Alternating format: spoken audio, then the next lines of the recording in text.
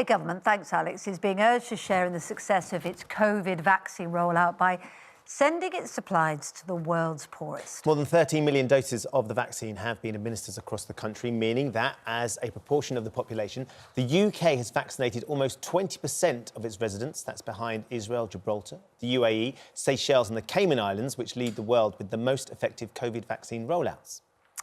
Ecuador, Bolivia, Bangladesh, Myanmar, Egypt and Algeria have vaccinated the lowest number of people.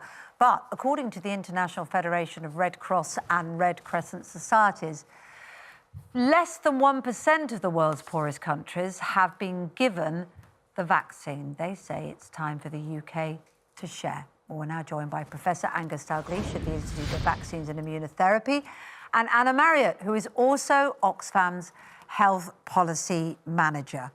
So let's come to you first of all, Angus. You know, the UK rollout is well ahead. We have stockpiled more than 400 million shots, which is enough to inoculate the population 3 times over. It's something that's very positive that we're doing here.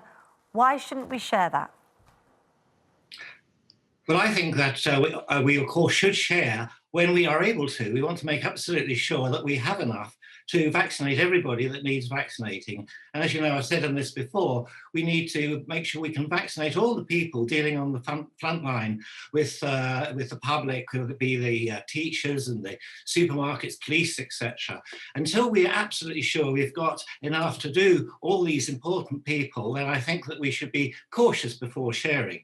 I mean, a very good message I always remember when we go into aeroplanes in those days when we could, that in an emergency it says put your oxygen on first before you start getting the oxygen down to help others, so you don't run into trouble while you're trying to help others. But if we're completely replete with vaccinations, then of course we should share them. Anna, this whole pandemic and all our experiences of it has been fraught with things changing, hasn't it? Just when we think we're on the up, just when we think we're getting things under control, something changes and we're not. Is that part of the problem, that until we know this country is safe, we can't risk giving vaccines away? Well, I think, you know, we have a huge challenge on our hands. We've got one of the highest COVID death rate in this country, and the vaccine rollout is giving just desperately needed hope to us all right now.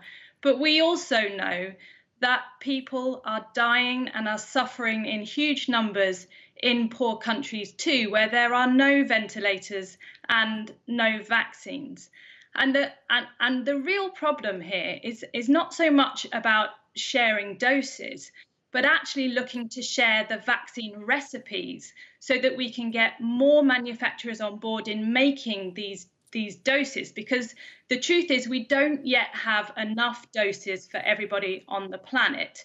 And we can fix that problem if we insist that the few pharmaceutical corporations that are currently treating this vaccine science as their own private property, if we insist that that science is shared, we can get more manufacturers on board, make enough for everybody, and stop this impossible choice between choosing between protecting people in the UK and protecting people in countries like Pakistan, Bolivia and Malawi. We don't need to make that choice if we fix the supply problem. Anna, I think one of the things the government will say is that they are already one of the biggest contributors to COVAX, which is working to ensure there's a fair share of vaccines around the world. And that's a sign of their desire to help other countries that perhaps can't afford the vaccine, can't afford to immunise their populations. They're already contributing. So it's fantastic that the government is contributing to COVAX. But, you know, the countries that are dependent on COVAX will see 9 in 10 people missing out on a vaccine this year. So COVAX is a good start, but it's nowhere near going to get us to that global herd immunity that we need to protect everyone, which is why we need to fix that supply problem. And the only way we can do that is to unlock these vaccine recipes, which comes at no direct cost to our access to doses here in the UK, but actually can ramp up that supply and get access to other people. Well, let's put that to Professor Dalgleish then. You know, is part of the problem underlying that resistance of sharing the formula, the recipe for the vaccine, economics? That these research companies have spent a lot of money at high speed to come up with these vaccines, and that has to be recouped. Because it might be a practical concern, but it's uncomfortable morally, isn't it, that those companies are having to recoup that cost? And are we in a position, as a government, is the government in a position to be able to insist that they hand them over? Well, certainly, with regards to the vaccines, cooperation has been fantastic. Those companies that have been producing vaccines that have failed have made their facilities available for those that are working. So I see that there's been fantastic cooperation going on to increase the supply line for the vaccines that will inevitably find their way out to those that need them once we've been completely vaccinated ourselves. I think one of the things, this is the WHO, of course, no one is safe until everyone is safe, Professor Dalgleish. They quote that we'll need 70% of the global population to be inoculated to achieve immunity. The only way we're going to get there is if we start being more generous. And as Anna's suggesting, perhaps that is unlocking the recipes. But equally, our government can be seen to be sharing out the vast surplus of vaccines that we have. Maybe we can get back to holidays more quickly if the world is vaccinated, let alone the moral question of keeping people safe.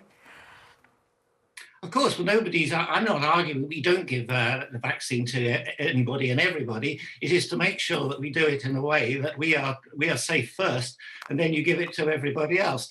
And we took this decision to look after our population and community, while our neighbours took 3 months to make any kind of order for their population, I mean the EU, and now they're arguing with us that we should be giving our vaccine to them. So then it becomes an argument, who are we to give our vaccines to? They argue that we should be giving all our spare vaccines to the EU. They weren't mentioning about other countries which are poorer, etc. Undoubtedly. Well, look, we appreciate you both joining us this morning. That's Professor Angus Dalgleish from the Institute of Vaccines and Immunotherapy, and Anna Marriott, who is also Oxfam's Health Policy Manager. Thank you for joining us this morning.